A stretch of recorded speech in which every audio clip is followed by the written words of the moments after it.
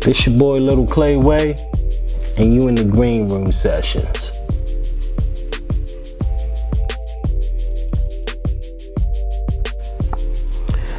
Little Clayway is a father, a businessman, an owner, and an entrepreneur.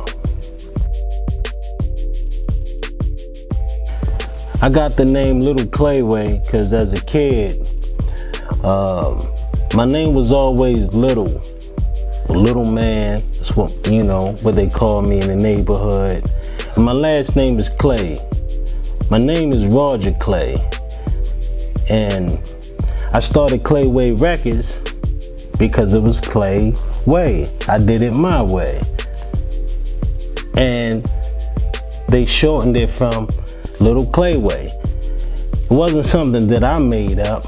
People would say Little, Clay, Clayway, or Clay Weezy. And it just stuck. So I guess it's safe to say that the hood named me, My father named me Roger Clay, and I'm a junior. My son is the third. And that's how I got it done, Clayway.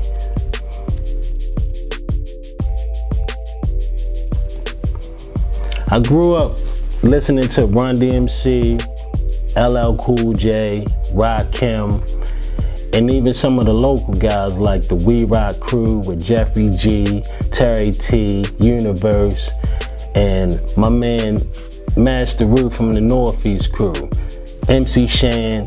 It's safe to say the whole summer of '85, I stayed in the house and listened to the Radio album. LL Cool J, I Can't Live Without My Radio album. And also MC Shan. And that's who I was influenced by at that time, when everybody else was out playing baseball, football. I was in the house listening to I Can't Live Without My Radio album and MC Shan album. And ironically, MC Shan became one of my friends. How ironic is that?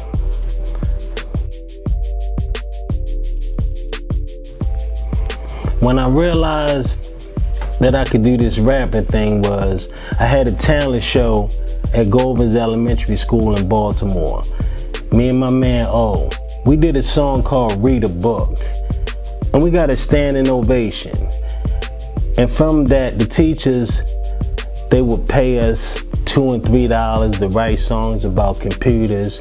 They actually sent us to a summer program to learn about computers, to write a rap about computers.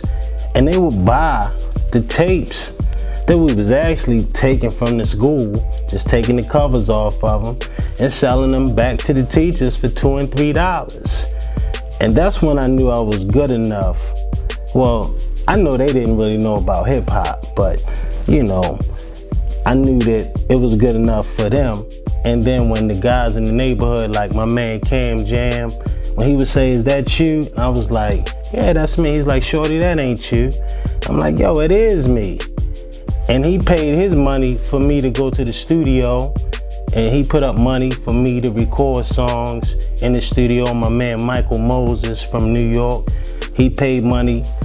So when guys was putting money up for me, I don't care if you told me I couldn't rap. People paying for me. So as a kid, just imagine what that's doing to me, at a time where the only money we seeing is from rapping, from people putting money up. They taking us places, they doing things, and this is just from rap. That's when I knew, okay, I'm good enough to do it.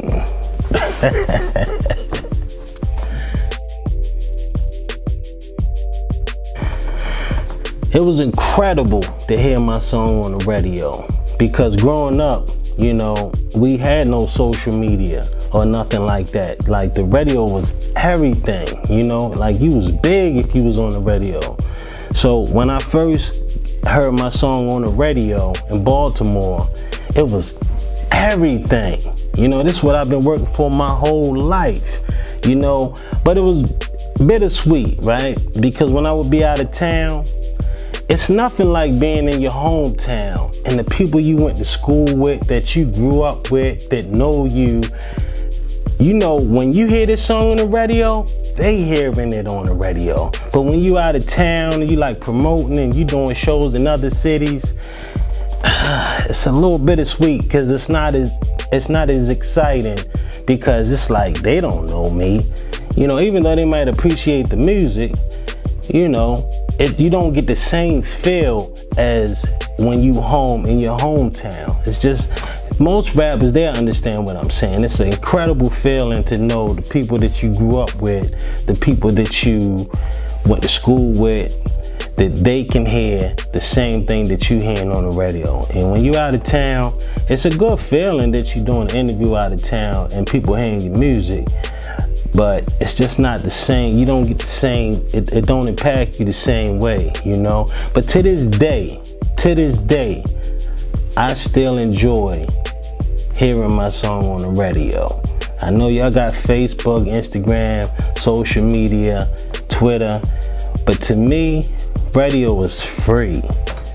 It's free. You know, you can walk by a clothing store, a gas station, a sub shop, and it's music playing. That's free. I always appreciate that. So to this day, it's still incredible, 20 years later, to still hear my song on the radio. What made me leave Baltimore? I hit a ceiling, right? I just done the movie with my man Derek Thomas, Charm City. I think I was about 5 albums in, right? And I was getting a lot of notoriety in the city, locally from Baltimore, right? I couldn't go anywhere with somebody quoting a scene that I did from a movie, you know, and I was, you know, popping on the radio. And it was like, how many times could I go to the same restaurant, order the same steak, mashed potatoes, and broccoli? Hey, Mr. Clay, how you doing? You know, at some point, you know, you realize, like, how many nights are you going to continue to do this? And I just wanted to grow, right? And growing been on my mind for a while. And then, you know, something happened in Northeast Baltimore where I was at the Alameda and I sold a van that I had for like $500, right? I sold the guy the van, I gave him the title, and I said, look, let me just get my stuff out, you can take the van. And the police just rolled up on me and they was like, get out of the area. And I'm like, I said, ma'am, I just sold him the van, I'm just getting my stuff out the van, right? And this is a neighborhood I grew up in. She's like, if you don't get out this area, I'ma lock you up. And I'm like, I can't just get my stuff out the van? And she's like, if you stay here any longer, I'ma lock you up. So I just left, and I told the guy I'll come back and get my stuff later, right? I came back about 45 minutes later. She rolled right up on me, said, didn't I tell you if I seen you around here, I was gonna lock you up? She locked me up that night. So I sat in central bookings for 8 hours on a Friday night with no charges, for nothing. And I knew I had to get out of here. And she might have saved my life, right? I might have been doing something on the streets that night that I wasn't supposed to be. We never know.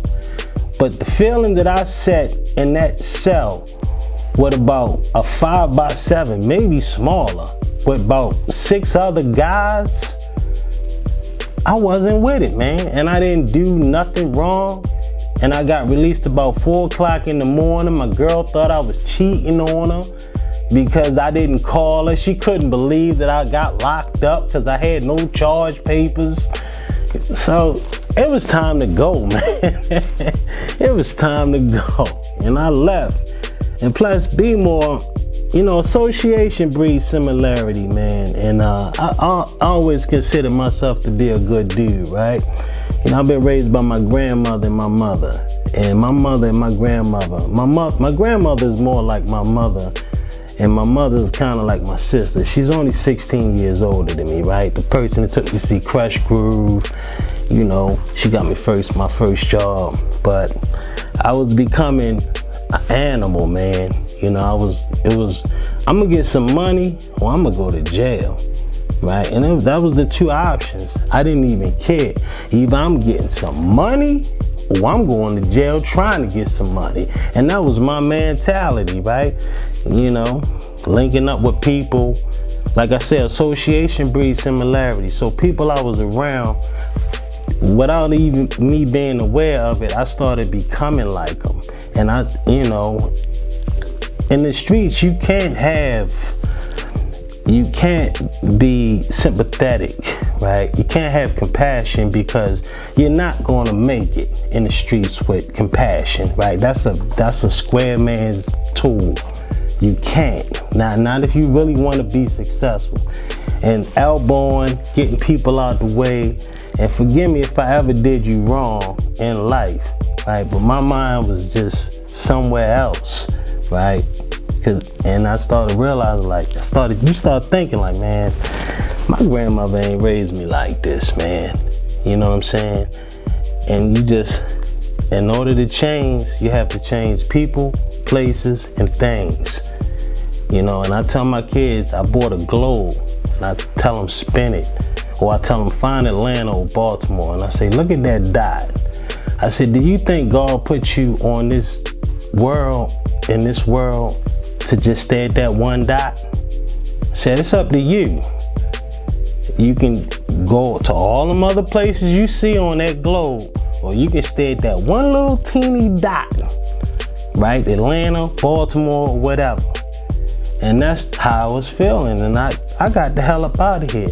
But I love Baltimore, and coming back to visit is even more enjoyable. Seeing family, friends, getting a different perspective. I was actually even a little embarrassed. I hate to say this because I know I'm gonna get some hate. Like when I went out of town, like when I would mention that I'm from Baltimore, people would just have this stigma towards me, and I hated it. Like I did a show in South Carolina, and the dude he's a good dude. He was like, man, Clay, I know you're from Baltimore, man, but somebody get you wrong, you ain't gonna shoot up this place, is you? And I was just like, man, how is he looking at me? You know what I'm saying? So, yeah, that's what made me leave, man. To get a different perspective on things, to raise my kids. I took my family with me.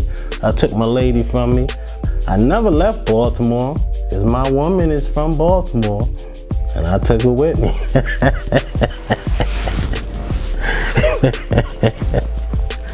Never left that.